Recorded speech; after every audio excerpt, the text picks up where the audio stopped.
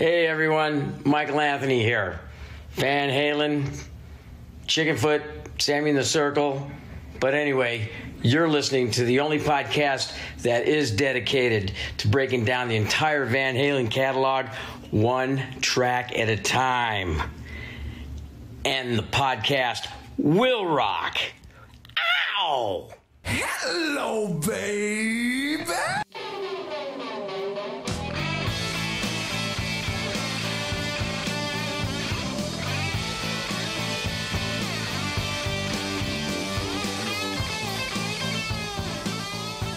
What is up, all you rockers, rockettes, and everything in between? Thank you for joining us for a new edition of And the Podcast Will Rock. Welcome back. And if it's your first time, you just stumbled in here randomly, welcome. And let me tell you what we do here. We are the show that dives into the catalog and discography of one of the greatest rock and roll bands of all time, Van Halen. And we do it one track at a time. I am one of your co-hosts, Mark Kameyer. Joining me, as always, a man who is now having a hard time breathing because shit is just really, really crazy up in the north. Corey Morissette, how you feeling, dude? Hey, every week it's a new apocalypse, Mark. And if it's not, a massive snowstorm or a massive flood or a massive heat wave, this week we have wildfires in Saskatchewan, and all the smoke from the 29, I believe, wildfires up north is now filtering its way down south. My good friend Kevin Brown, who's lurking here tonight, I'm sure they had their fair share in Saskatoon today as well, but we had to cancel like all the sporting events outside. They don't recommend people leave the house because it is so smoky. It's always something, but I got to tell you, Mark, every time you do the intro and you say one of the greatest rock and roll bands of all time, I hear Eric Sanchez's voice in my head saying the greatest, of course. You keep fucking that up. The greatest.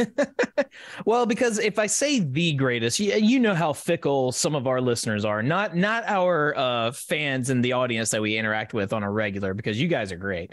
But we have particular people who still listen to us and still love to trash the shit we do. And, it's just better that I not find any excuse for them to just call us a shit show just because I called this band the greatest rock and roll band, because they go, oh yeah, what about this band? What about this band? Like, okay, it's fine. We'll play that. What about Blink 182? Yeah. What about Blink? What about, and we're part of the Deep Dive Podcasting Network, and they've all got their own podcasts, their own shows about their respected rock bands. So, we're not trying to diss them by saying, yeah, these shows are great because, they're okay because the bands they're talking about are fine, but it's not the greatest rock band. That's what we do. I don't know. That just comes across as arrogant. So better we just avoid that whole mentality and that whole mindset entirely. So I very diplomatically say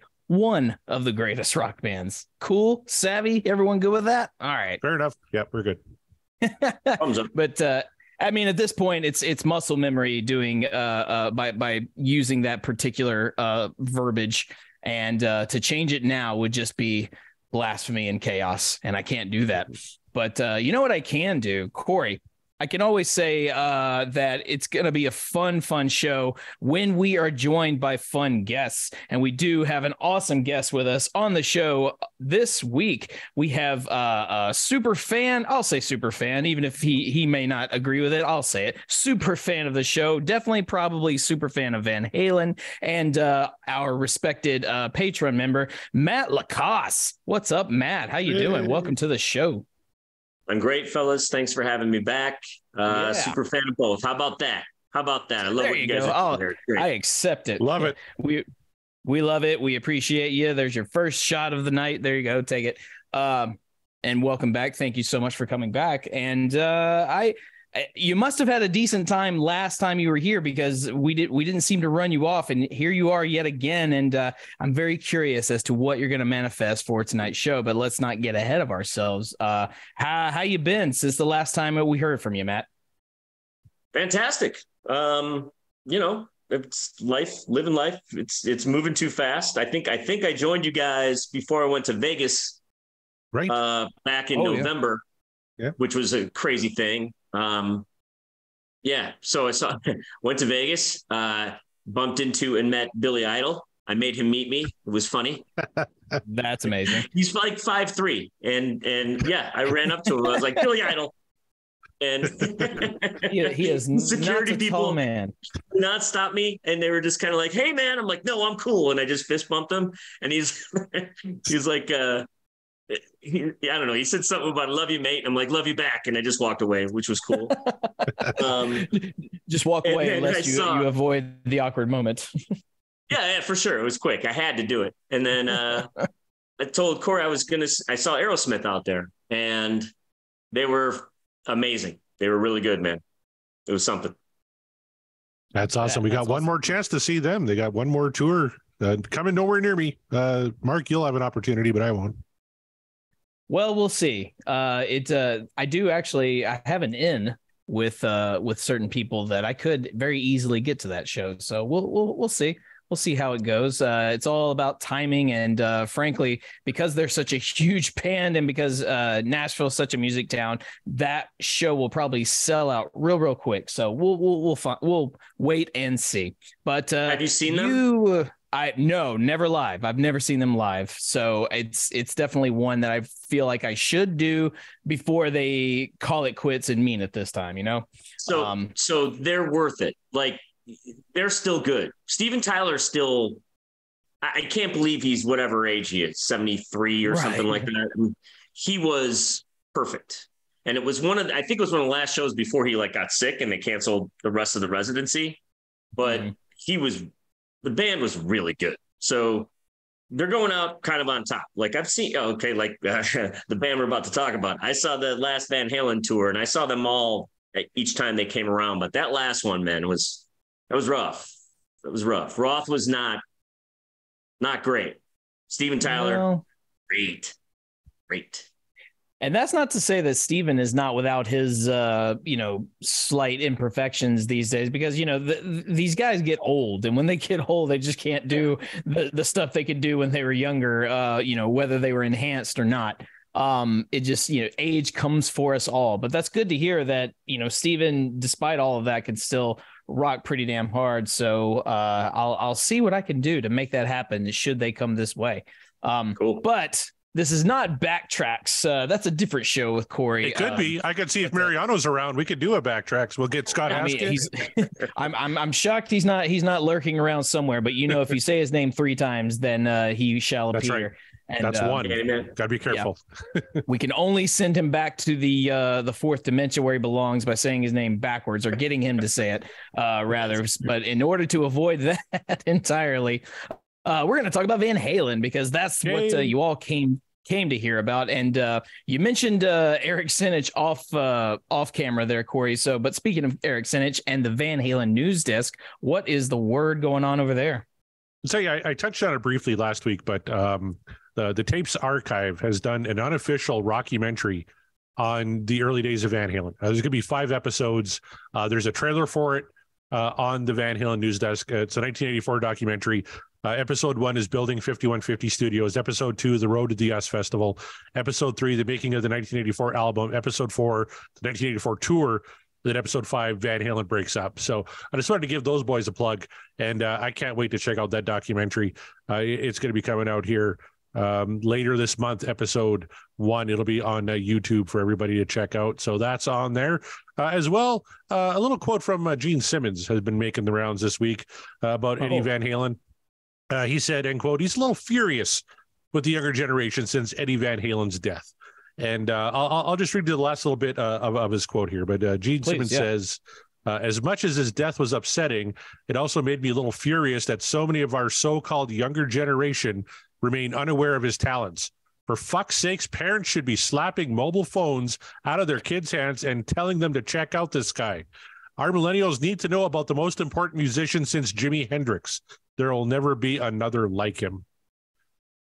I tell you, I don't know if I agree with Gene on a lot, but that makes sense to me. That's exactly where I was going. It's like, of all the things I might have expected Gene to say, it wasn't that, and that's a good thing. because Gene could have, and everyone who've if you've listened to the show, we've touched on it, but also if you just know more than we do about Van Halen history, Gene Simmons comes into play quite, he's a feature player in the history of Van Halen. So, but also Gene is Gene, and Gene says things and he thinks the way he does. So it would be very plausible if whilst discussing Eddie Van Halen, he would still somehow make it about himself. And I don't know, maybe he did in the rest of the quote. I don't know, but at least for this little bit that you read for us, Corey, he didn't do that. He instead kind of aired out the frustration, the grievance, if you will, with you young people, with you millennials, and you don't even know who Eddie Van Halen is. How dare you? And honestly, I agree with that. There was this is a slight digression, but it's relevant. At one point, superstar Billie Eilish was on Jimmy Kimmel not that long ago, and he had mentioned the name Eddie Van Halen to her, and she said, "Who?" And it was very like me being a non-Billie Eilish fan, and that only for if nothing else, just because like, okay, look, I'm not trying to say she's terrible. I'm just here to say what she does is not for me. I tried. She sounds very sleepy, and I don't want to go to sleep. But a lot of people love her, and that's great. But something about that response of "who" just really didn't sit well with me. But to be fair to her, she's also just recently 18 years old. So I guess it would make sense she wouldn't know who Eddie Van Halen is, because Van Halen, as popular as they are all through the years, and I get it, but they haven't been in the like big spotlight in terms of pop culture for a while. So for a young person raised in the TikTok generation like Billie Eilish, I can understand it. It doesn't mean that I'm happy about it. But I agree with you, Corey, and I agree with Gene's comments. Matt, what do you think about all that? As my guy Gary Busey said in Point Break before he smacked that dude in the face, respect your elders. I look, I kind of get it too, but at the same time, you're a famous pop to get into the Billie Eilish of it. Like, give me a break. I mean, come on. How do you not know? That's a troll bullshit fucking thing to say. Yeah. I mean, you have to know who Eddie Van Halen is. I'm 16, 17, 18 years old. And of course I'm into music already and I know most. But like even my friends would know who Pete Townsend was or whatever, right? Well, isn't that guy from The Who? I don't like that band. Like, who? Right. That's such bullshit. Get the fuck out of here with that. I like the smacking the phone out of the kid's hand thing, because I've got two and they're actually better now. But there was a minute there where I thought this whole generation is gonna go sideways. I tell you, to your point, Matt, when you said she's got to know who Eddie Van Halen is. She's 18. I'm 48 now. I know who the fuck Billie Eilish is. So it's it goes the same way, right? Right. Yeah. Yeah. Come on. I know. Double-edged sword. Totally. I mean, you're like the queen of pop culture in a minute. You have to know the rest of pop culture, or just a little bit of it. Just some of it. Yeah. It was funny. I was in the car with my daughter today. I was driving her to school, and I was playing one of the new Extreme songs, #Rebel. And Nuno has a killer guitar solo in that. And my daughter is like 11. She's like, this guy's really good. Like, he really shreds. He knows his guitar. I'm like, oh my dear, you think that's great? Right, he does. Pop interruption, and then all of a sudden she's like, whoa. Well, so that's a good point. That's actually a good point there, right? Like if Billie Eilish was asked, about Nuno Betancourt, and she was like, huh, who? Okay, fine, yeah. Not everybody knows who Nuno is, but Eddie Van Halen.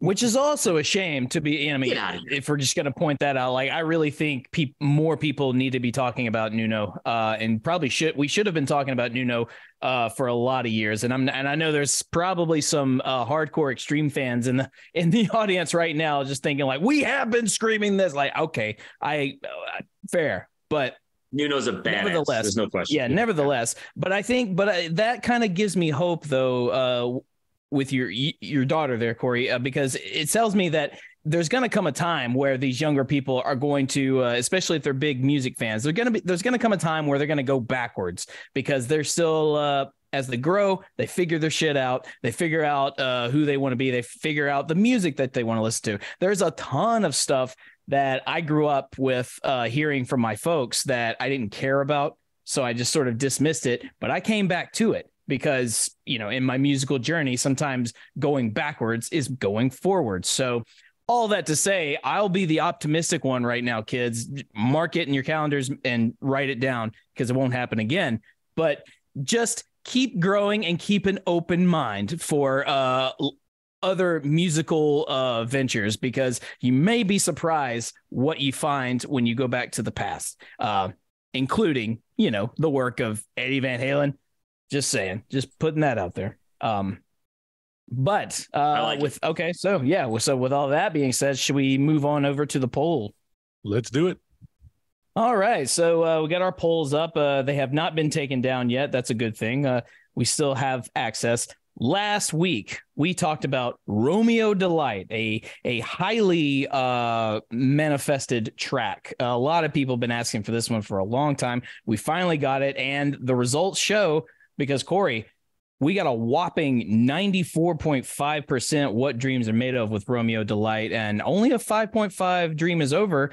Do you agree with that poll result? Do you think that that's fair and apt? I thought it'd be higher, to be honest with you. I'm looking at the other songs that we've done on women and children, and I'll just bring it up here. Take Your Whiskey Home is the current leader from that album with 98%. 98. Which I love that song. Like, we both voted for it. We haven't downvoted a single track off this album. But I would put Romeo Delight ahead of it. Like somebody said, low key, my favorite, top 5 Van Halen song and my favorite from that album. And I'm looking at the album like, yeah, you know what? I would go Romeo Delight is my favorite from that album too. Like, it is an absolute killer. How was In a Simple Rhyme at 85? That's a crazy one to me. Yeah. That's just nuts. These poll results always fascinate me because sometimes they seem really obvious and then they'll throw you for a loop, and then the ones that you are so certain is going to go. I mean, there's just never a certainty, and it puzzles me and it intrigues me at the same time. So I'm curious, what are people saying about Romeo Delight? So we're going to go over here to some tweets. And hey, if you want your tweet guaranteed read on the show, join our Patreon. We got a tier for that. So I will just go through and read the tweets from our respective Patreon members. Here we go. So starting with, get this one right here. Ryan Powell, our buddy Ryan Powell says, everybody wants some and the Cradle Will Rock get most of the attention. But Romeo Delight is the sleeper favorite of Women and Children First. The solo is top notch, and the breakdown is a masterclass on maintaining intensity without volume. # What Dreams Are Made Of. That is a very cool and I would say very astute observation. I like that. But I mean, if I'm still counting favorites here, and the Cradle Will Rock still kind of trumps it at this moment, but that's not to say Romeo Delight is any lesser for it. Well, and that one's still coming up, so don't tip your hand, Mark. Who knows how you're going to vote when we finally spin that song, but manifest. I mean, that's true. we shall see. Yeah, but I mean, I to be fair, I've also manifested that song before, but that's nevertheless, Kevin Brown lurking in the chat. Here we go. Here's your tweet. He says, I agree with Mark on the punk comparison. Thank you, Kevin. If this song were a pair of jeans, the knees would be worn out and the cuffs ragged and covered in mud. Al just abusing that kick drum. Big stops, plenty of Mikey, and a great drawed vocal from the Roth. Excellent album track. What Dreams Are Made Of. Women and Children First. The hashtags. There you go. Thank you very much, Kevin. And I just, it's my favorite tweet so far just because you said you agree with me, and that always makes me happy. And it's rare. It is rare. I know. That's why, especially Kevin. Yeah. Especially Kevin. Just to name a few. Rave of Flav says, this one's got it all. Dave's on point with some top shelf screaming, great lyrics, great backing vocals, some sweet ass hi-hat, climbing bass, and a concert finish where Ed throws in a few SRV sounding chords. He goes on to say, Greg Zito is a wheel spinning god. So shout out to Zito. Yes, it was a very good spin. Very good track. And speaking of Greg Zito, he says, Romeo Delight is a perfect 10. Thank you, Corey and Mark, for having me on the show to discuss this epic track. You're welcome, Greg. Thank you for being on the show. So if you guys missed it, go back and check out the Romeo Delight episode with our friend Greg Zito. All right, moving on. From some guy named Matt LaCasse. I'll go ahead and read your tweet out to you. I forgot the fucking words. One of their heaviest jams ever, plus whiskey party, squeezing, etc. All good things. This is top 10 Van Halen, firing on all cylinders. Hashtag what dreams are made of. Explain yourself, Matt. It's one of my favorite songs on one of my favorite albums. I mean, I'm a Fair Warning guy, but it's Fair Warning and Women and Children First. Both, like those 2, 3, and 4 together. Mm-hmm. What can I say? It's about as metal as they ever got, and I'm more of a metal guy. Those are my tastes, and yeah, you guys kind of nailed it on the breakdown. The Michael Anthony's never sounded better. His bass is so high in that mix, and it sounds great, and it's really good. I hear it and I think that, and I get pissed off about the Van Halen 3 thing every time. I don't know why. Don't invoke its name just yet. I know. It's such a bummer. But yeah, no, man. I think I said it. I mean, he's taking whiskey to the party tonight and looking for somebody to squeeze. That's David Lee Roth when he was cool, for sure. When he was cool. I like that. When he was cool. Whatever happened to those days? Like I said, time is the enemy of us all, but good. Very good points. Appreciate that. Moving forward, the Deep Purple podcast, I assume that's our buddy Nate, says, surprised to see this as the top vote getter, but it is, of course, an excellent track. Yeah, same. I mean, I assume people were going to vote this up for the majority, but it's pretty damn high. But then, of course, Corey thought it would be higher. So again, you just never know sometimes. Yeah, it's currently sitting second on that album. It'd be top 10 on our polls of all time at 94.5. So it had to be higher as far as I'm concerned. I would swap this with Take Your Whiskey Home. Oh, I agree with that. Yeah, I would agree with that as well. So, all right. Wabo in Cabo. Sorry, that is our buddy Don, says, I love this song. The way it opens with Eddie's playing, leading into a pounding bass intro by Mikey. The song simply kicks ass. This song is all about the things I can't do as a married, middle-aged dad. But for 4 minutes and 19 seconds, I'm bringing whiskey to a party and finding a woman to squeeze. Amen, Don. Squeeze your wife with some whiskey. It's all good. Dude. Yeah. I was about to say, like just drink some whiskey, go squeeze your wife. It's fine. Yeah. Do that. You're probably not getting slapped if you squeeze your wife. Exactly. So do you, man? Do you? Yeah. All right. Moving on here. Let's see what we got. Where's other picture? Here we go. Chaz Mataz says, fucking finally, and I forgot the fucking lyrics. So Chaz is one of those that's been waiting for this particular track. So I hope the show was good enough for you, because I know you've been waiting for it. So there you are. Our friend Scott Monroe says, my favorite on the album, hashtag what dreams are made of, all day long. Inject this into my veins. I love how everyone is already firing on all cylinders when the track starts. It's a hard charging banger, and with a really mind-blowing solo build up and breakdown. What stands out is the sonic interpretation of the pounding heartbeat. I can't think of a song, Van Halen or otherwise, that does it better. David Lee Roth's lyrical poetry matches the vibe perfectly. If you want my take on the lyrical past discussion, become a Patreon and join our Discord. And that is not me making that plug. That was Scott himself, and he is correct. Join our Discord because there was a whopper of an answer that he gave regarding the whole lyrical past discussion, and it warrants, I would say, some further discussion, but obviously not tonight, but at some point, yes. All right. Absolutely. With all that, I think that is all of our Patreon comments. Yeah, no Sean Geek this week. I know he's been a busy fella. He had some birthdays to take care of, and he launched another show called The Metal Shop. Everybody should check out. And I wanted to give another shout out too. Somebody kind of reached out to us on Twitter, started a Three's Company podcast, and I thought that was maybe the coolest fucking thing I ever heard. How much of that could you do? I can't wait. It's Three's Company 2, a rewatch podcast. Everybody should go check that out wherever you get your podcast from. Sit back, relax, and welcome to the podcast where the kisses are hers and his. Three's Company 2. Isn't it the same episode over and over again? I think this is the episode of Three's Company where there's some sort of misunderstanding. Oh, yeah, I was about to say that's hilarious. Man, that's funny. Season 3 starts June 1st for that podcast. It's a hell of a lot of fun. I loved that show when I was growing up. Fun fact about Corey, I was told, I don't know if this is true, that I was a distant relative of the guy who played Larry on Three's Company. Really? Yeah. So I'm hoping that's true, because if I can get like 1/10 of his swagger, I'll be doing all right in life. Larry was a ladies' man.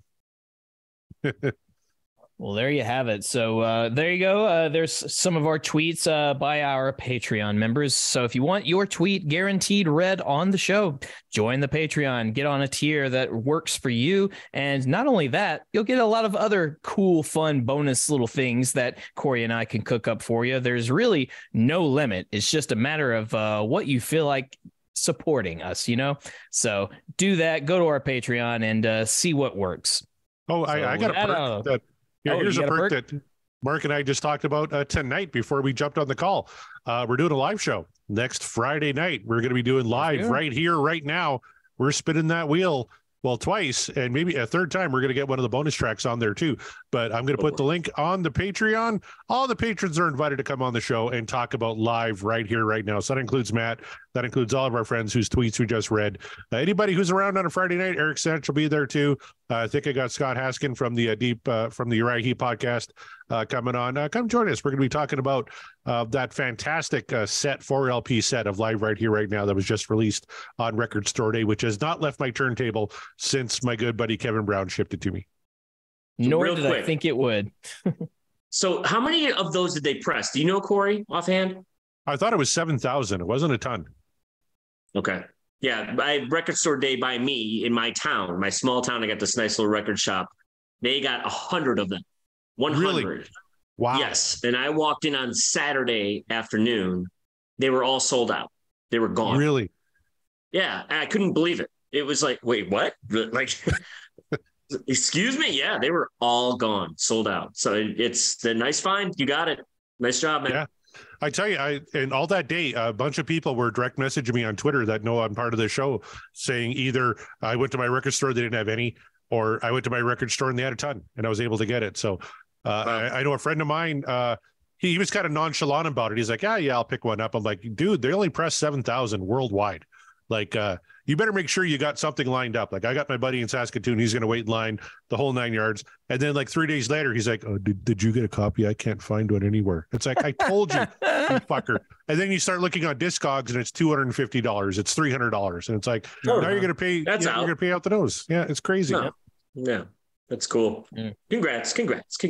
I mean, but I said, I assume that thing was probably going to stay in your turntable for the foreseeable future, just based on the wait time you had for it, the money you spent on it, and just the overall enjoyment of the actual product. So it sounds great. It really great remaster on that one. Kidding. It sounds phenomenal. Yeah. Incredible stuff.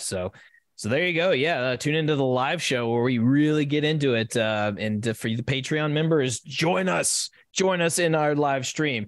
And speaking of joining us, won't you please join us as we make our way to the wheel? But before we spin the wheel, we do the other favorite thing that we love to do. Say it with me. Manifestations. in which we Yep, there you go. In which we manifest the track that we want to hear on the show tonight. And guess what? Since Corey and I are not alone, we have a guest. I throw it to you, Matt.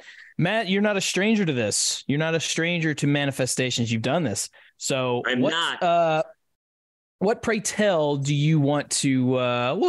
What will tickle your fancy for the show tonight? What song? What do you want to manifest for the show? Well, I did manifest the first time. Now it was not a total manifest. I gave 3 songs, but I got one of them, and I got Unchained. I did get that.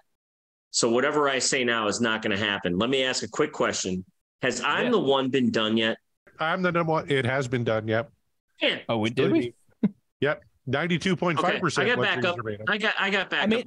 My friends and I were discussing that song just the other day because there's an isolated guitar track to I'm the One on YouTube, and I'm sure there's for everything, but that one in particular, that is one of the most crazy Eddie performances of all time. Give that a listen. I will manifest tonight because it has to happen, and the cradle will rock. Woohoo! Let's go. It is our namesake, and it has it is interesting that it has eluded us all this time. So that it's bound to happen probably sooner rather than later. So yeah, I wouldn't be mad about that. But it would be really cool if we got that one on a live show. But hey, look, whatever the wheel bids is what we do. We are out of caveats, and we're out of we can't pull a mulligan or what have you. We've done that too many times. The wheel doesn't care. It doesn't give a fuck like the honey badger. It doesn't. Yeah. And every time we do something the wheel isn't a fan of, the wheel repays us in kind. So I'm not looking forward to that. So I won't mess with the structure. So look forward to Josephina. Oh boy, Corey, what track are you feeling tonight? What I mean, part of me wants to say you can't say any of the live right here, right now stuff because we got to save that. So other than that, what do you want to hear tonight? I tell you, first I'm going to go to the YouTube chat where our lurkers are, Paraliniker being one of them, Kevin Brown. Don has joined the chat as well. Kevin pointed out, he reminded us that I'm the One was on a live show. It was actually one of I think it was the epic marathon, like 4-hour fucking live show. That's why I missed it. Why I didn't remember it. He had to go pick up his kid when we were talking about it. He was pissed off about that. But I'm just going to go to the Discord server here where the Van Halen talk happens all the time. Oh, yeah. If you're on the Patreon, you can join us. Scott Monroe figures we need some Van Halen 2 love this week. He's manifesting You're No Good. And Kevin Brown wants all Sammy tonight. He's going with Get Up. I love Kevin Brown with all my heart. And by the way, go listen to the 100th episode of the Tom Petty Project. I got to catch it this week. Finally, fantastic. He actually gets interviewed about his love for Tom Petty. It's a great podcast, but I'm going to lean more towards Scott Monroe this week. I want a little Dance the Night Away from Van Halen 2. Dance the Night Away. Wouldn't that would just be lovely. All right. Okay.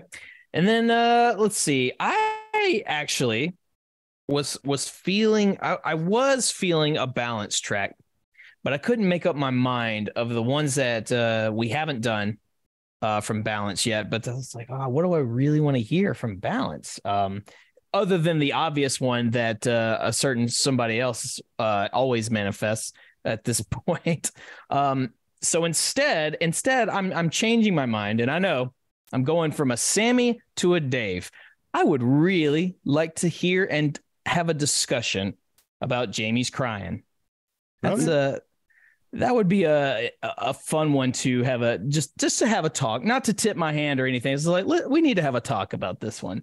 One of the most sampled drum beats of all time. Yep. And and it's understandable as well. So that's what we got going on there. We have our manifestations. We're locking them in. We're ready to spin the wheel. So Corey, whenever Sammy's ready in the back, whenever you're ready, whenever Matt's ready, I say we do this thing. Here we go. Here we go.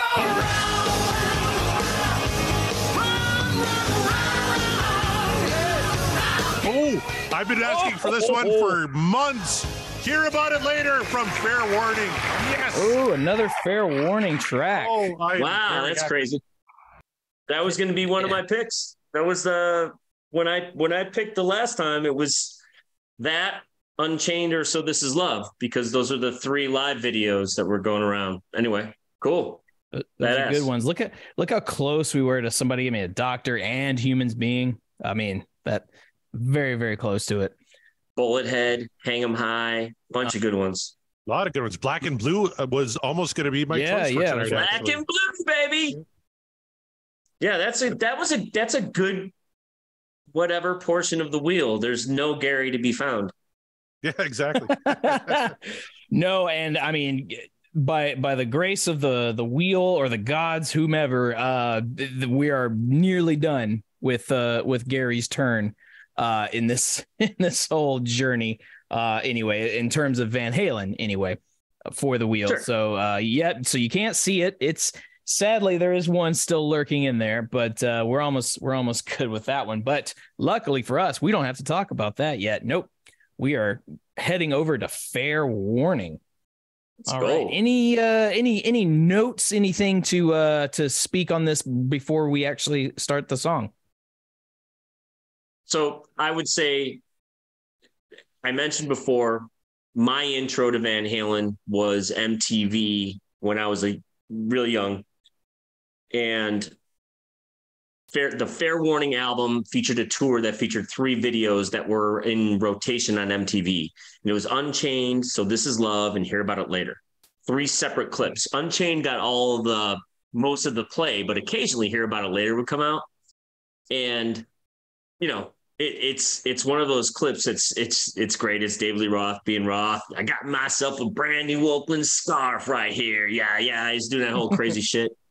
But then they ripped that song up, and then I don't know. That's my In a Simple Rhyme on Fair Warning. It's just, I think it's a side 1 closer. Like, yeah, on the cassette, it was the end of side 1. Hear About It Later, and it's that. After all that darkness and all that kind of metal, it's the harmonic melody of Van Halen taking over with the background vocals and that cool chorus, man. This is a killer track. This is one of my favorites for sure. Well, we know where he's going to be leaning pretty hard by the end of this run through, but hey, nevertheless, I know exactly how. I'm going to pretend like I have no about this song, and I'll go to it as fresh as possible. I have the benefit, though, is that Hear About It Later is not one that I've constantly put in rotation in terms of Van Halen's song. So it'll be easier to fake it, but I am aware of it. Corey, anything to add before we spin the track? Yeah, I can't really fake it. I've been manifesting this one for off and on for quite a while. I know it's a favorite of Kelsey Van Halen. If she's listening, we love you, Kelsey. I know whenever I think I manifested this on a show she was on, and she flipped out. Loves this song. Low key, maybe my favorite song on Fair Warning. And like Matt was talking about, where it's sequenced is perfect. You're coming off Mean Streets, Dirty Movies, and then Sinner Swing, and then right in to Hear About It Later. It's just a great bit of sequencing there by Ted Templeman. And this was a single. The 4th single released off of Fair Warning in 1981, originally written on a keyboard. For all you trivia hounds out there, yeah, it's crazy. It was later recorded on a Fender Stratocaster. So, well, how about that? There's a lot to talk about in terms of guitar on this one. And Mark's going to have a heyday. So, what do you say, boys? If you're ready, I think maybe it's time to hear about it later. If it's time to hear about it, then let's do it. All right.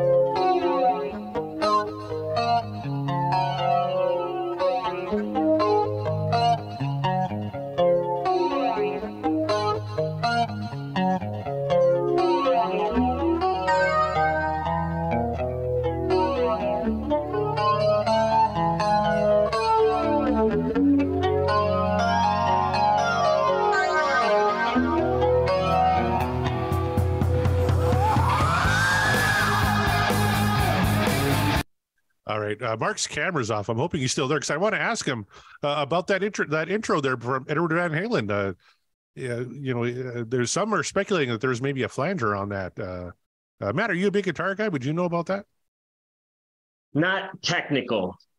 I can kind of speak the language, but not totally. And my ear is not that great when it comes to guitar, not like friends of mine. So I wouldn't, I wouldn't be able to say it. But I'll say this: Roth coming in on that guitar with that kick when that thing comes in is everything that's wrong. That is perfect. That is just great. Yeah. Mark, what did you think of that melodic intro from one Mr. Edward Van Halen? It does sound like there's a flange on the, or a flange, however you would say that word exactly. That effect in that riff. I really do like that opening riff though. It's sounds to me like kind of signature Eddie.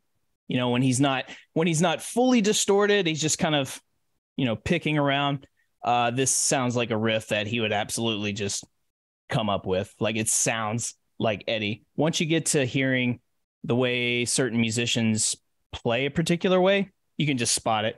So yeah, this is just like prime Eddie. Paralineker in the chat even says an MXR flanger for sure. There you go. Yep. I will not debate you. That's probably 100% accurate. Brave Flav joined us in the chat too. He says this is his favorite, and I'm right there with you on fair warning. Like I said, I shouldn't tip my hand, but God damn it, it's here about it later. Love this fucking nice.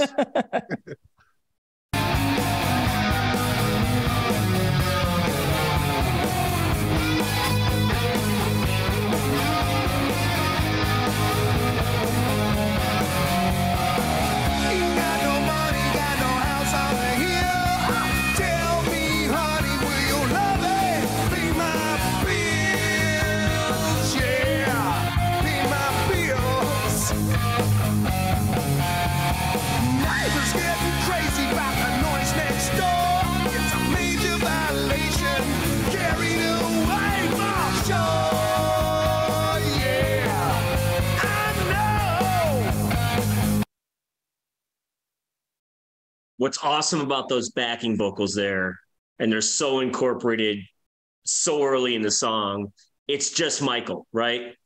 It's just him and Michael Anthony. There's not the whole full harmony. I don't know, man. There's something about the way they do that when they layer it, when they go with just one, and then the next time, especially in this chorus where it's all of them, maybe even multi-tracked. But when they need to, Sammy did it too with Michael. It just, God, it's great to hear. I love it. Whenever you need a little punch, on the word Bills. It's like, Mikey, come on down that. Just yeah, that Bills, yeah. It's so cool, man. Oh, it's when they get those vocal layers put together and harmonize real tight, it's nothing short of perfection, in my opinion, as far as like rock harmonies go. Also, go ahead. Roth's lyrics on this song are tight. I mean, they're really good. I mean, in a way that's just like so Rothian, the beat poet bullshit, whatever the hell. Ain't got no money, got no house on the hill, tell me, honey. And here's the thing. It's his vocal inflection when he sings the stuff. Like, even reading it, it's like, yeah, it's cool, whatever. Maybe it's dumb. Maybe it makes no sense at all. But the way he sings it and delivers it, I don't know, man. It's the attitude. He could sell me ketchup. What's that? It's that Roth attitude. Yeah. I was watching a thing on the Muppets, and they talked about how, Dr. Teeth and Electric Mayhem, they incorporated a lot of David Lee Roth kind of into their sketches in the Muppet Show, because it's that attitude. You can't explain it. The guy just had swagger. Swagger is... Yeah, that's what makes it great. 12 out of 10 scale here. Go on. Yeah. Sorry, Mark. Oh, no, I was just saying, just reiterating. Yeah, that is a lot of times that's what makes the front man the front man. Doesn't matter about their vocal ability at all, because there are a ton of frontmen out there from very successful bands that don't sound great vocally, but it's not about how they sing or hit the notes. It's about attitude. It's about their charisma. And I've said a lot about David Lee Roth, but being non-charismatic is certainly not one of his traits. So, Mark, have you ever asked a honey if her lovin' would ever pay your bills?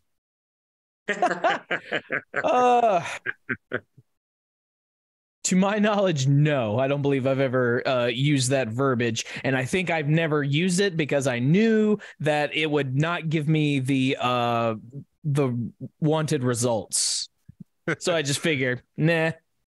It's because you don't have that DLR swagger. That's why. I don't have the DLR swagger. That is. I don't want to end up in jail, man. Yeah, it's like, no. That is one thing. I mean, I could be a front man for a bunch of different bands, but if you're looking for the Rothism swagger for your band, like, I'm probably not your guy, just because you can't teach that and you can't fake it. You just kind of have to be it. Totally. See, I've been tried and convicted. It's winner take all. I wanna run for my money, that's all.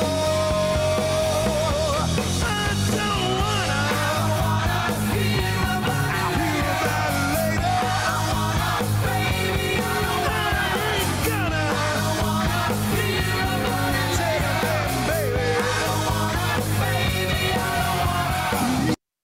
it, baby. If you're sitting there listening to that and you're thinking that's not real good, I just can't relate to you as a human being. You know what I mean? Like that's just fucking great. This is a song that I would play for friends of mine back, like, when I was in high school, even, and trying to convince them. I graduated high school in 1992, right? So it's a year of Sammy and all that shit, and that's fine. And I liked Sammy too. And I had friends who were Van Halen fans, but they did not know David. And I would play them this song. This one in a simple rhyme, because it'd be like, no, you got to hear this. Listen to it. It's the harmonies, the things. And then it kind of worked part of the time. But that's it, man. That's the sauce right there. Absolutely.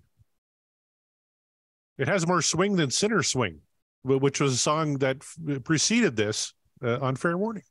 So much swing. What were you going to say, Mark? I'm sorry, I cut you off. I don't think it was important. All right. Whatever. It's good. Yeah. Whatever. Rave of Flame says Mike's bass is terrific in the chorus. Absolutely. Mm-hmm. Yeah. I'm walking, don't need no ride, no explanation, just wasting time, yeah, all my time. I've been tried and convicted, it's winner take all. I wanna run for my money, that's all, and I don't wanna hear about it. I do what I want to. I ain't gonna do what I want. That beautiful, I don't want to hear about it. I do what I want to.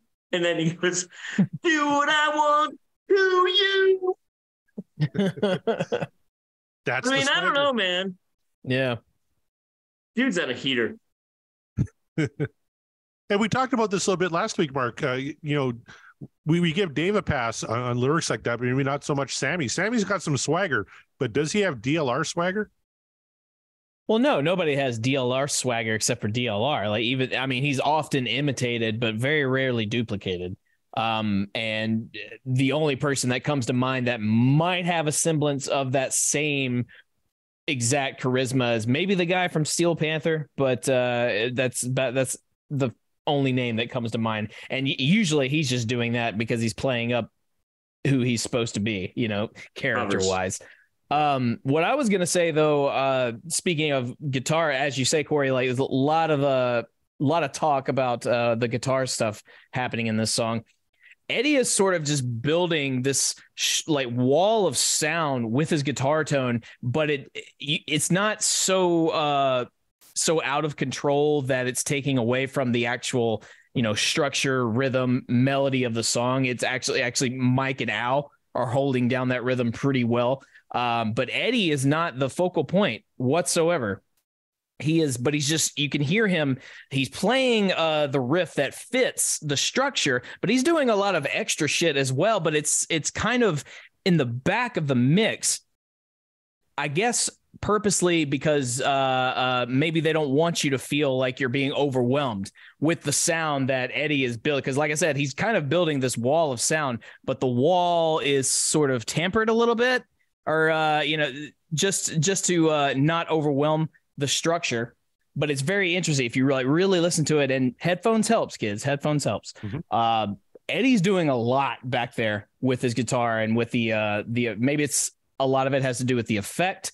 But nevertheless, a lot of really cool, interesting stuff. So I would encourage those of you listeners, if you haven't really paid attention to it before, go back and check out the song after the show, of course. Go back and check it and really tune your ear into what Eddie's doing, because there's a lot happening. And that said, he's doing all of that, and this album featured a ton of multi-layered tracks. Mm-hmm. When this solo comes, this solo is just hit. This breaks down to him, bass, drums, and it is one of the best, I think. Well, and the solo starts, the guitars drop out. It's all bass and drums. Yeah. Which is cool. Fantastic. Yeah.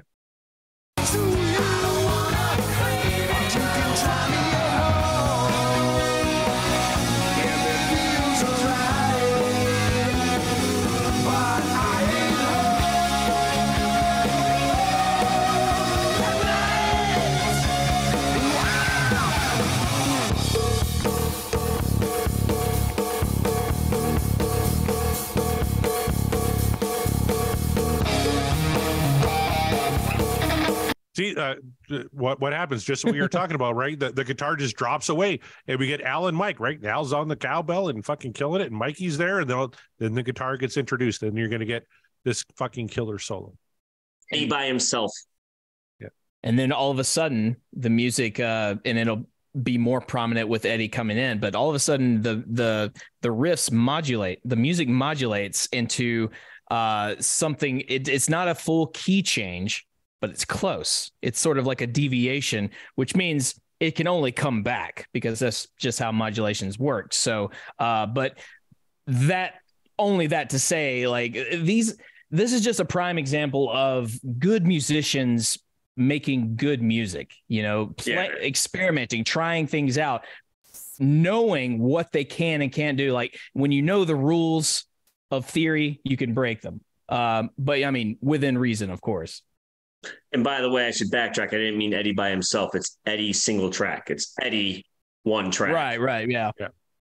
There's no multi-tracks here. This is great. Just Kevin Brown. Kevin Brown in the chat says it's basically a perfect Van Halen song.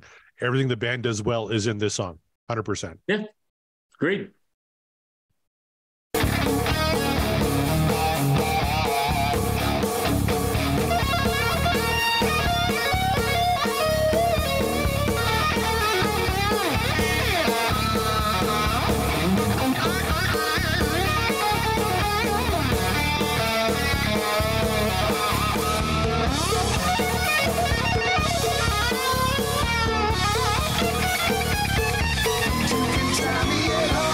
I love that Al rides that cowbell the whole time. The whole time. So cool. So cool. The balls you have to be able to do that, and then to do it well, and not have people go like, "Oh, this obnoxious asshole, he's just riding the cowbell the whole time." Really, you're going to do that? Like, yeah, he did. And who's complaining? Nobody. And if you're complaining, you're a liar. Go ahead, Mark. Sorry. Oh, no, you go ahead and finish your thought. I was going to say, I think you guys have nailed this a couple times, where it's absolutely true. Alex and Eddie were jamming in a room, figuring out this, that, the other thing. And that's got to be one of them, right? There had to be a moment where Alex, I'm going to do a cowbell thing, and you're going to play a solo, and we're going to do this, and we're going to incorporate it into this thing that we built, or whatever. Or, you know what I mean? Yep. Yep, absolutely. Yep. That's just those two. And then, Michael doing his thing, which is actually a cool bass line too. It's sweet, man. I got to tell you, and Rava Flav, first of all, Per Lineker pointed out the lead tone is hugely thick, none more brown than Ed's, which is a great comment. But Rava Flav pointed out during the Oakland Coliseum show, Alec and Mike's bridge is twice as long, which makes it even better. That would be really cool live, right? If they were just playing that. That would be. Yeah. Oh my God, that'd be amazing. And Kevin Brown pointed out the bass tone is so fat on the low notes, and it really is. Oh yeah, it's huge, and it makes me wonder. It makes me wonder what Mike's like if he's did he switch out basses and like is he using a 5-string? Is he and he's just got it tuned a particular way? Because that low end is so low, or maybe he just knows how to figure out his bass tone, which good for him because many people still struggle with it no matter how long they play. But what I was gonna ask, this is I guess a producer extraordinaire question for you, Corey, if you happen to have the information. I don't. I wonder how many times Eddie did that solo in the studio, because to me, it sounds like it was a one and done, because it doesn't sound like it was his best attempt, but it was still good enough to where he and the producer or everyone was just kind of like, actually, that works. And he was like, yeah, all right, fine. I don't feel like doing that again. It's like, but it still kind of sounded like there was a moment where he hesitated just to figure out where he was going to go. But then once he figured it out, he's like, oh, okay, cool. How about I do this? And then how about I throw that in there? It's like, what'd that sound like? You know what? I don't feel like doing that again. So just leave it in there. If it sounded good, like it sounds good to us, because who's going to argue? But it didn't sound like the best attempt, and yet was kept in the final in the final mastering because it was still that damn good. So again, I don't know if you have the information or if or whomever does, but to me that sounded like I'm gonna record this once, and that was all. You know what? Greg Runoff would know that, I'm sure. Because yes, he would. Of course, he would. And Ted Templeman, of course, would know that. But Greg has interviewed Ted and wrote the book on Ted Templeman, which everybody should go check out. Yes. So I really don't know. During the recording of this, I just thought it was weird. And I'm just reading Van Halen News Desk. It's not a typical solo because it starts with the cowbell drum bass groove before Eddie kind of kicks in.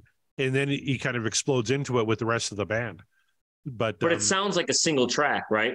It does. It sounds like at the beginning. It sounds like one recording. There's not a lot. There's no punch in, punch out. He's doing it. It's that thing, right? Yeah. It almost feels like the reason why the guitar drops out at the beginning of that solo is it's almost maybe Eddie took a step back, maybe 2 steps to be like, all right, what am I going to do right here? All right, Here we go. Let me try this. And like, it literally, to me, sounded like him just winging it, but it was good enough to where it's just, I don't feel like trying that again. If it sounds good, leave it. And it sounded good. It was good enough so they said, okay, fine, leave it.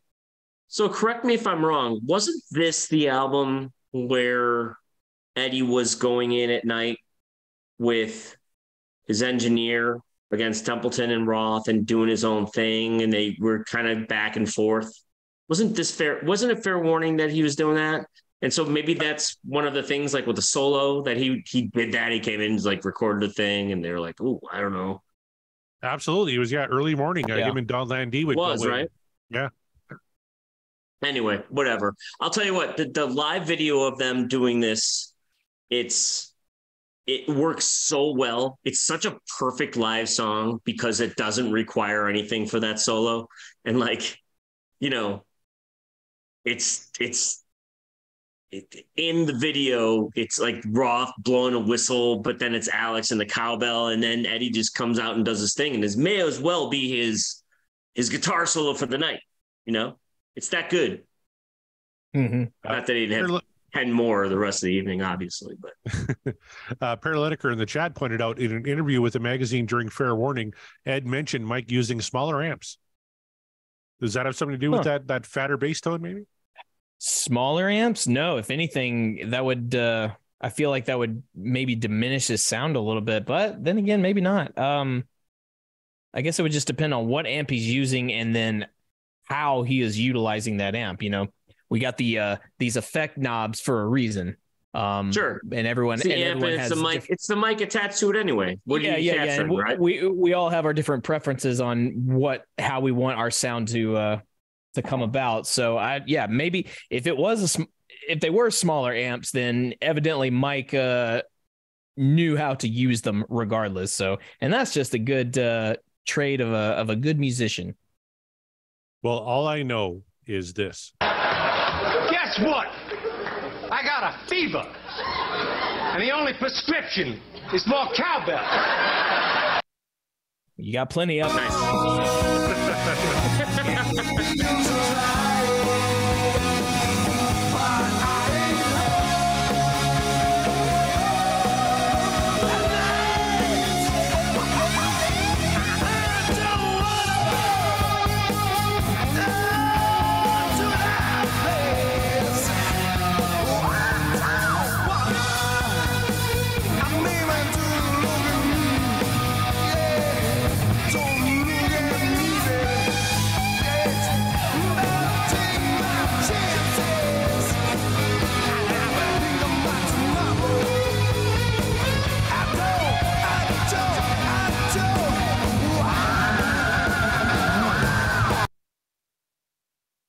Not a lot of early double bass by Alex Van Halen, but there's double bass there, right?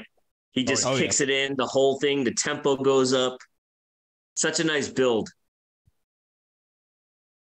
And I think, correct me if I'm wrong, is he actually using a double bass pedal, or is he using just the one? He's just hitting that double time. I think that's double bass. I may be wrong.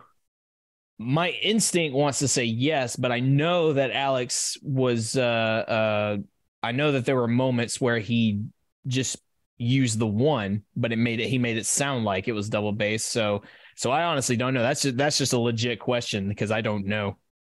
You know, we got Kevin Brown in the chat. He's a drummer. Maybe he knows. I tend to agree with Matt. I think it sounds like double bass, but I think so too. Let us know, Kev. I think Alex is so well known for the trick double bass in Hot for Teacher, but he uses double bass a lot otherwise. But it would make sense. Not as much earlier. Like it was just kind of here or there, whatever. I don't know. This is one of those where it's just like tempo. Why not do it? Because it's cool. I don't recall a lot of double bass on Van Halen 1 or 2. No. Yeah. Not a ton. No.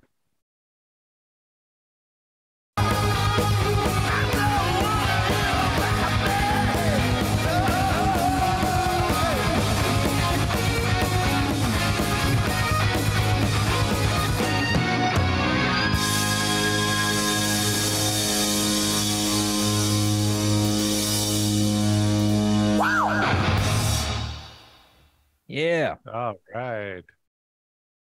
That's how you end it. Again, a lot of unconventional Van Halen choices on this track, which they're not strangers of doing. Sometimes they like to change it up a little bit. There's a lot of classical sounding stuff happening in this track, and then there's also some deviations, but all in I think a good way.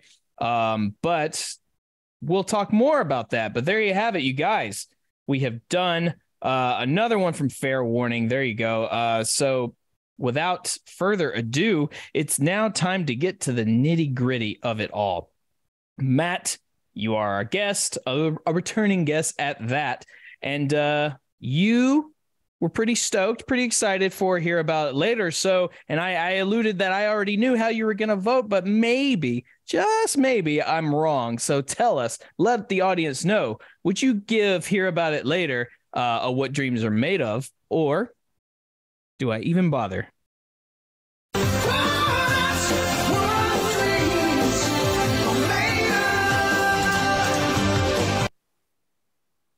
Shocker. It's one of my favorite songs on my favorite Van Halen album. It's everything. What I love about this album is that even though it's dark and kind of the heaviest one they do, there are the lights, right? And this is one of the lights. Hear About It Later is one of those songs that gives you just that melody in the chorus and the bridge. It gives you that kind of escape from the rest of the craziness that album is. So if it's a yin and a yang kind of thing, it's almost like Unchained is up here and Hear About It Later is under here. And I just love the way this song sings, man. And I love the Eddie Van Halen guitar solo. I think the performance from all four of them is perfect. It is the most thumbs up of a possible thumbs up for me. And gosh, I'm really glad I'm 2 for 2 on this show with the songs. Anyway, thanks. Yeah, you are blessed. Yeah, all the thumbs up, he says. So definitely what all the dreams are made of for Matt. Corey, though, do you share Matt's sentiment, or were you a bit soured on this track? I know you had manifested it before, but did it hit you where it needed to hit you this time, or did it not? Was it what dreams are made of, or is the dream over? Oh, it's a close one.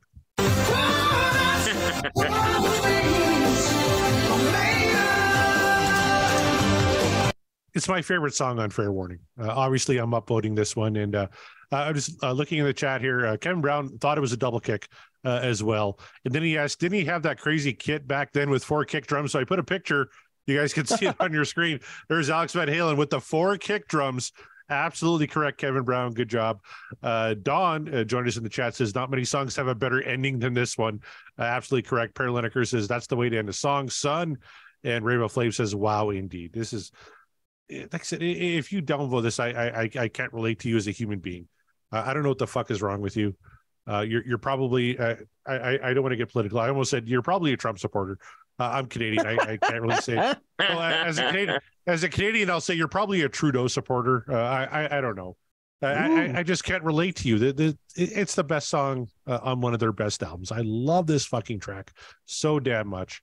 I couldn't have clicked Dreams louder or quick enough on that one. But Mark Meyer, famously, you're more of a Sammy guy. A little less as a Dave guy, even though the stats show you upvoted more Dave songs than Sammy songs. The question is, what's your vote on Hear About It Later? Is this what dreams are made of, or is the dream over? What do you think, Lydia? What should I do? Lydia looks indifferent.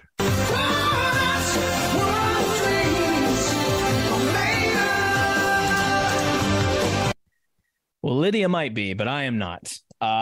Yeah, this is the only way you downvote this particular track is if you are listening to only 2 songs from Fair Warning. This one, and I would say Unchained. And you had to say, like, well, you only get 1 to upvote and 1 to downvote. And the only acceptable reason is this is like, okay, well, if that's the case, I can't downvote Unchained. I have to. That one is still my favorite from this album. So that being said, Hear About Later is absolutely kind of what everyone else has said, kind of what Kevin has said in the chat, that this everything you want in a good Van Halen tune, it's all there and then some. As I said, they kind of go against their Van Halen traditional isms, and they kind of throw some curveballs your way, but they all work. They all work because these are masters of structuring a particular song with their particular sound. Like they had figured it out at this point. They knew what worked. They knew what didn't work, or they were still figuring out some things that didn't necessarily work, but this works. And the album works. This is a good album. I actually didn't realize how much I was really going to enjoy this until we started going through it. But Fair Warning is absolutely a banger of an album thus far, and in no small part due to songs like Hear About It Later. As far as, the individual performances, I mean, I just reiterate what everybody has said. Everyone is on their A game. It all just it blends together so well. It sounds great. I love the choices that they made. Really, really enjoy this track a whole bunch. It's not my favorite on the album, but man, it's a close second. Hear About It Later is absolutely what dreams are made of. And I hate to be the one to tell you, Corey, but I need you to prepare your heart for heartbreak, because there are going to be people that are going to absolutely downvote this song. And I don't understand it, but I just understand that evidently this is just how it works. Oh, you're right. And I'm looking at the fair warning stats right now of what we covered, and it's 90-10 right now for 90% for, 10% against. The current record holder on this album is Mean Street. Surprisingly, 96.7% for, 3.3% against. Unchained comes in second at 95.6% for, 4.4% against. I really want to hear about it later. Beat Mean Street if possible. I'd like to see this in the 97-98% range. I would like to see that too. I'd like to place a bet on this and see what this falls into. But I'm going to say, hear about it later. I don't think it makes Mean Street. Well, gosh, I'll bet you it's 93%. 93? That's my guess. I was going to say, because Mean Street, that's a whopping 96.7%. So like it's a wonder any voting gets that high at this point, because the voting tends to be fickle. I don't know. I mean, maybe because we had such great feedback ahead of time. So maybe Hear About It Later can reach Mean Street level, but I think I'm in agreement with Matt. Like if I'm taking money to the bookie and putting money on it, I don't think it reaches 96% at all. I would say though, at most, I think this one gets to a 94 at most. Would I like to see it go higher? Absolutely, I would. I'm just saying, if I'm looking at it from a practical point and just based on the history of how these voting polls have gone, I'm going to say it probably does not break the Mean Street numbers, probably 94 at best. And I'm going to say 95 at best. I think 95? It's the third highest on this album behind Mean Street and Unchained. If Unchained only gets 95.6, I think this will come in right at the 95 level.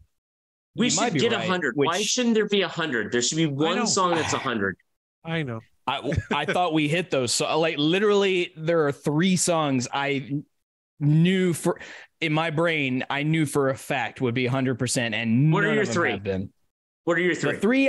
The three I was so sure were going to be 100% were Jump, Ain't Talking About Love, and Unchained. And none of them got there. Okay. I'd say Unchained, Jumped, and Pound Cake, which you haven't seen yet. I don't know one Van Halen fan that can say anything about Pound Cake. That song fucking rules. Obviously, Unchained and Jump is Jump. But the only reason why I would downvote Jump is just because I've heard it 6 billion times and I don't listen to it anymore. But come on, there's a reason. Like that's probably why it wasn't even higher than it was, because I'm sure what we got here. Yeah, 80. It was 86.4%, which is baffling to me. But it's like you say.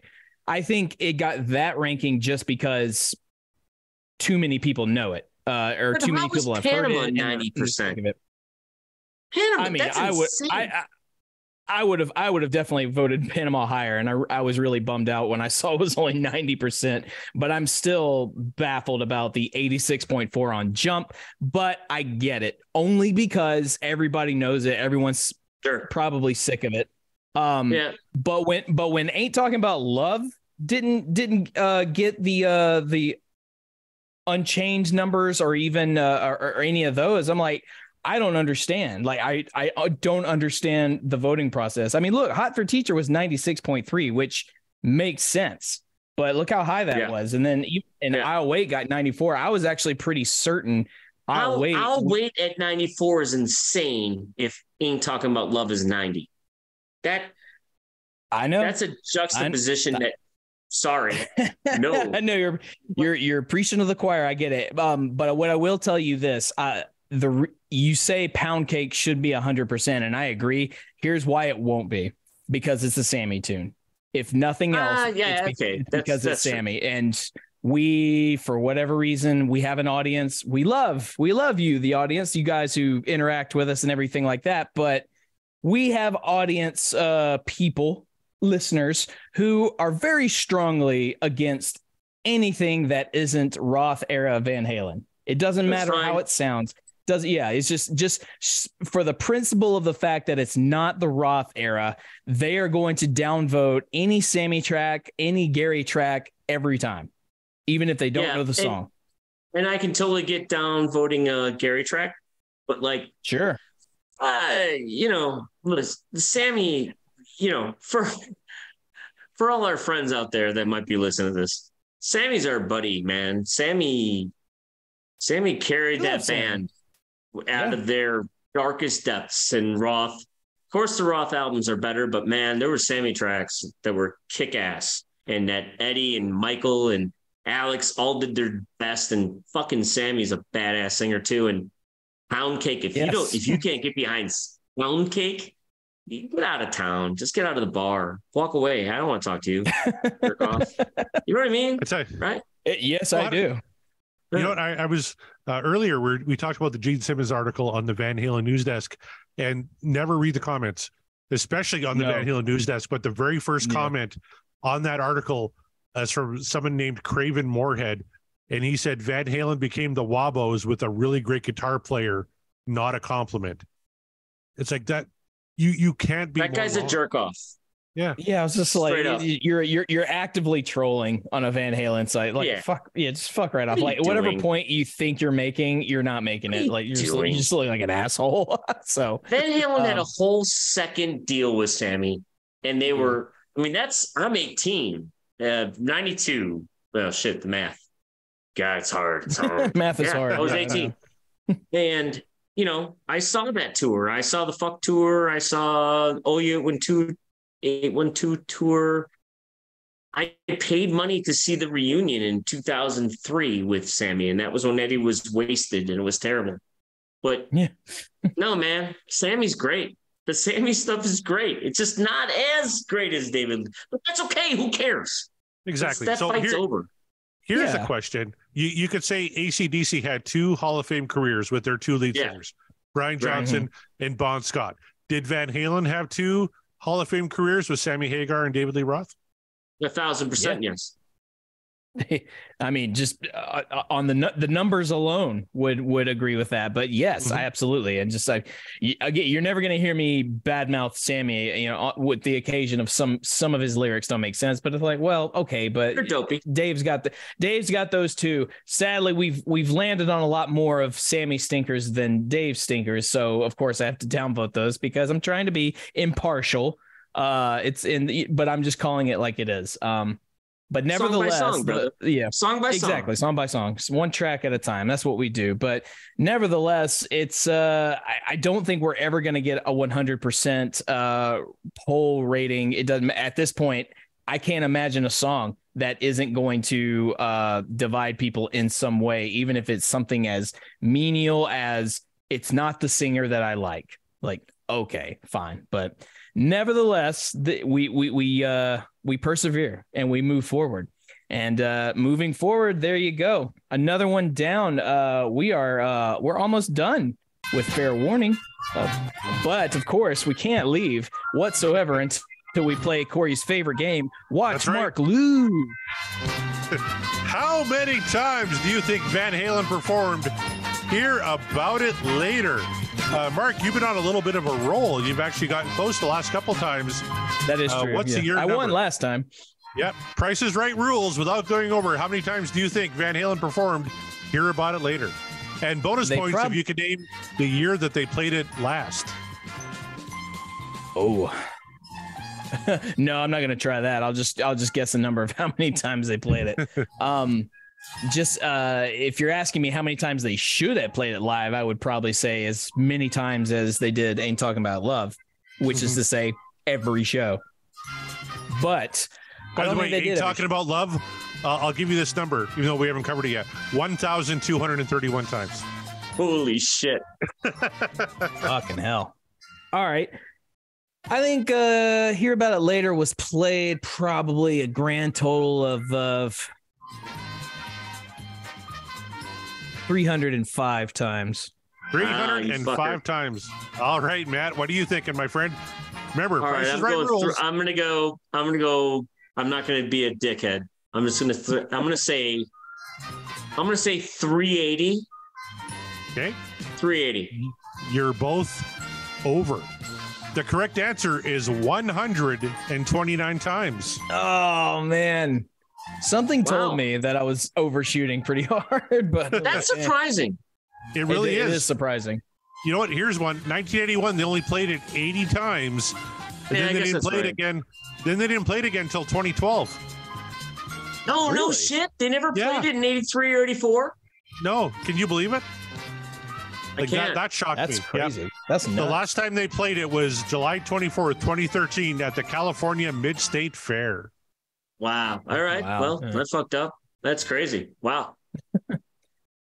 It's always When I saw them fun game. in the reincarnation with Roth, I think they played it every time. No, they didn't. They didn't play No 8. I guess whatever. Wow, that's crazy. All right, cool, whatever. And it was a single. It was a single off that album. But even Kevin Brown's like, what? That's nuts. I guessed 520. But here's the thing: like a single off that album was the worst performing album they had. They didn't That's really true. have a single, right? Until Unchained took over, classic rock radio 20 years later, right? Yep. Yeah.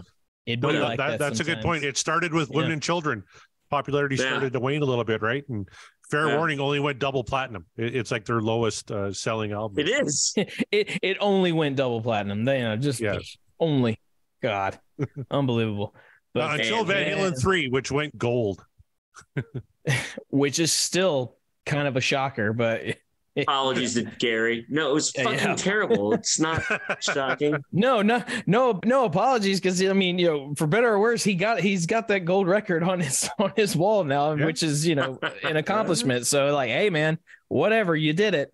God, You see, that kids, guy's supposed to be the coolest guy in the world too. Like, I really hope he is, and I hope if by some act of the gods or whatever it is that he catches wind of this podcast, like I truly hope he understands we do not mean him any sort of ill will or anything like that. We simply we're big fans. It's just we're not big fans of the particular album he did with this band.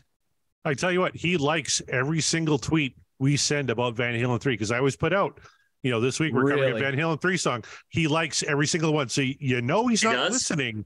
He likes them, but he doesn't listen to the show, because if he listened to the show, he probably wouldn't like the tweets as much. He probably would. Yeah, he probably wouldn't like it unless, I don't know, man. Maybe he's our secret troll who is just like down. He's who downvoting is all making the- downvoting sure. every David song. Oh my god, dude! Oh, we're on to you, what? Gary.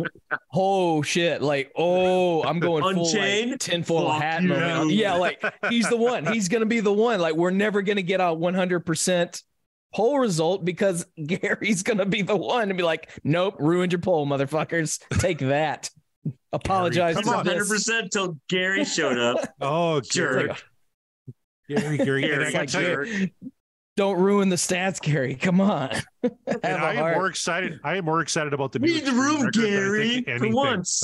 Like, Yeah, exactly. So, that being said, hey, you guys go check out that new Extreme album. It rips. oh, yeah, S- fantastic. I like it. I'm I'm in. So, all right. Well, you guys, speaking of other bands, Corey, you and I, we do this show on the Deep Dive Podcasting Network, of course, but we are not the only ones that do podcasts on the network. There's a whole slew of people, awesome people with awesome shows dedicated to the network. Can you please give them a rundown of what they might be in for?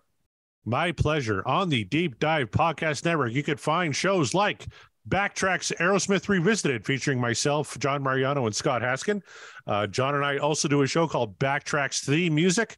We just celebrated our 50th episode covering Bohemian Rhapsody from the movie Wayne's World. So that's Hell a lot yeah. of fun. Go check out that show. Scott Haskin also does the Uriah Heep Show, the Magicians Podcast. You'd also catch Nate and John at the Deep Purple Podcast, The Simple Man at Skinnerd Reconsidered, Terry T-Bone Mathley at T-Bone's Prime Cuts on the Other Side, Rye at Sabbath Bloody Podcast, Paul, Joe, and David at the In the Lap of the Pods Podcast, that's All Things Queen, Andy and Matt at Hawk Binge, the Hawkwind Podcast, Eric and Jonathan at Maiden A to Z, Daniel and Josh at Diary of the Madman, the Ultimate Aussie Podcast, Ben and Sam at Universally Speaking, the Red Hot Chili Peppers podcast, George and Hattie at the Judas Priest cast, Clay and Ryan at North by South podcast. That's covering American music versus Canadian music. It's an awful lot of fun. Go check that out. Greg and Jonathan at So Far, So Pod, So What, talking all things Megadeth. They just came through Saskatchewan. I missed them when they were in Saskatoon, but they put on a great show every single time. Kevin Brown, our good buddy, and the reason why I have a copy of Live Right Here, Right Now on vinyl, does two shows. One of them just celebrated their 100th episode, the Tom Petty Project. He's just finishing up Let Me Up, I've Had Enough. He's got a lot of great albums to come, so check him out there. And Kevin and Randy Woods do a show called Seaside Pod Review, doing a familiar format where they put all the Queen songs on a wheel and they spin it every week, and they break down a track every single week. Yep. It's completely original and 100% a lot of fun. Go check him out there. Then we have Quinn and Volume for All, Sav, Nick, Steve, and Mark at the Rock Roulette podcast, and Chaz, our good buddy Chaz, and Greg at Regarding Lulu, breaking down the album Lulu with Metallica and Lou Reed. God bless them. I wouldn't have the patience for that. And a few shout outs to our favorite podcast, including Sean Geek and Fast Fred podcast, You're All Doomed, a Friday the 13th podcast. Of course, our good friends at the DLR cast and the Bogus Otis show. They just did a crossover talking about that ill-fated tour with Sammy and Dave. That's a lot of fun. Check out that show. Of course. Let me just say, I listened to that pod. That pod is amazing. It really amount of little nuggets that come through, it's pretty crazy. I saw that tour, and I tell you what, David blew Sammy off the stage, but it was also early in the thing, and David tried to, and Sammy did not. It was so fucking crazy, man. Like, David had his long hair. He was 50-something years old. His band was just ripping. They did nothing but early Van Halen. And then Sammy came out and was like, huh? And it was just like the Wabaritas, and it was Jimmy Buffett. What a crazy time. But those guys nail it. They nail it. They nail it now. Yes. Pod. It's really good. Yeah. They are fantastic. Go check out that show. Of course, check out our friends at Pod of Thunder. They're on a bit of a hiatus right now because one of them just had a baby. Or I'm assuming their wife did, not one of them, but they're killing it every single week. Booked on Rock, of course, our good friend Eric Senich, who Little Birdie tells me will be around for our live show next weekend. Dissect that film. They've been on the show. They're fantastic. And I'm adding this to the podcast roll every week now. Three's Company 2 rewatch podcast. Go check them out as well. Fun stuff all around. And speaking of fun, you want to have fun, go to and the podcast or podcastwillrock.com. Find you some merch. You can also find all of the shows that we have posted, the shows that we've done, all the goings-ons. Go check out that site. And while you're there, head on over to the link for our Patreon. Find a tier that's right for you. Look, Corey and I, we can simply do what we've always been doing, or we can do a little more. Some of you guys have been asking us for just a little bit more. So if you want that, guaranteed, head on over to the Patreon, find that tier, and we will make it happen. So big shout out to the patrons we already have. I'll go through the list real quick. Ryan Powell, Scott Monroe, Per Lineker in the chat. What's up, man? Kevin Brown, also in the chat. Sean McGinnity from the Sean Geek and Fast Fret podcast. Chaz Charles, a.k.a. Chaz Mataz. Don DeTallo, a.k.a. Wabo and Cabo. Greg Zito. Josh Rava Flav, Nate from the Deep Purple podcast, and of course, our honored guest for the show tonight, Matt LaCasse. Matt, thank you so much for being on the show again. You got an awesome track we got to talk about. We got to jam out, throw in some little nuggets here and there. Thank you so much for being a part of it, man. Anything you want to plug, anything you want to shout out whatsoever, the floor is yours. No plugs. Thanks for having me, guys, and thanks for doing this thing. I love the podcast, and I'm looking forward to the last, 1,000 episodes. Well, I tell you, it's going great. We have 41 Van Halen tracks left to go, but 41. Keep it going. Yeah, 41. But, we're talking, once we exhaust the Van Halen catalog, we might do a different wheel a week. So we might do a Sammy wheel one week, a David Lee Roth wheel a second week. A third week would be dedicated to Extreme and Mammoth. And then a fourth week with Van Halen influences, where we get a little bit of everything, like ZZ Top and everything that kind of made Van Halen what it was. So even though we're 41 shows away from ending the Van Halen catalog, we got a ton of shit left to go. This sounds So great. much I'll be listening to all of it, and thanks you boys for putting this thing together. Thanks for having me. Always a pleasure. And if you want to really tune in to hear some fun and probably a little bit of debauchery, live show next Friday. Yes, next Friday, Corey. Yeah, That's right. next Friday. There we That's go. Yes, yeah. next Friday. I know what it is. Live show. So tune into our YouTube channel. Podcast will rock. Be on the lookout for that. Tune in, and hopefully we will have. We're going to go through this.